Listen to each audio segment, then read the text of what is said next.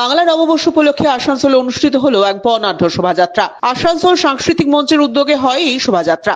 সোমবার সকালে আসানসোলের গির্জা মোড় থেকে শুরু হয়ে এই শোভাযাত্রা যায় রাহা লেনের মিউনিসিপ্যাল পার্ক পর্যন্ত। সেখানেই শেষ হয় এই বর্ণাঢ্য সাংস্কৃতিক শোভাযাত্রা। নতুন বছরকে সাদরে অভ্যর্থনা জানানোর উদ্দেশ্যে আয়োজিত এই শোভাযাত্রায় উপস্থিত ছিলেন রাজ্যের শ্রম ও আইন মন্ত্রী মলয় ঘটক, আসানসোল পৌর নিগমের চেয়ারম্যান অমরনাথ চট্টোপাধ্যায়, দুই ডেপুটি মেয়র ওয়াসিমুল হক ও অভিজিৎ ঘটক এবং পাণ্ডবেশ্বরের বিধায়ক নরেন্দ্রনাথ চক্রবর্তী সহ এলাকার বিশিষ্ট মানুষজন। এই শোভাযাত্রাকে কেন্দ্র করে আসানসোলের সাধারণ মানুষের মধ্যেও দেখা যায় যথেষ্ট উৎসাহ এবং উদ্দীপনা। আমরা অংশগ্রহণ করি।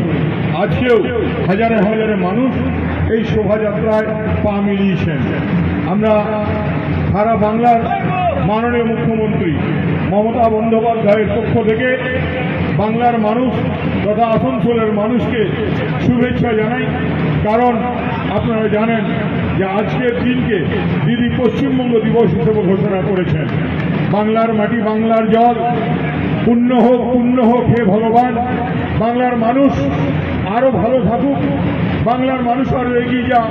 বাংলার মাননীয় মুখ্যমন্ত্রী মমতা বন্দ্যোপাধ্যায়ের নেতৃত্বে আমরাও যারা পশ্চিম বর্ধমানের মানুষ, যারা আসানসোলের মানুষ, যারা মাননীয় মন্ত্রী আমাদের অভিভাবক মলয় ঘটকের নেতৃত্বে আসানসোলের উন্নয়ন, সারা পশ্চিম বর্ধমানের উন্নয়ন হোক, আজকের দিনে এই কামনা করি। সবাইকে শুভেচ্ছা এবং যারা বয়সে বড় তাদের প্রণাম জানিয়ে সবাই ভালো থাকুন। রিপোর্ট আজ বাংলা।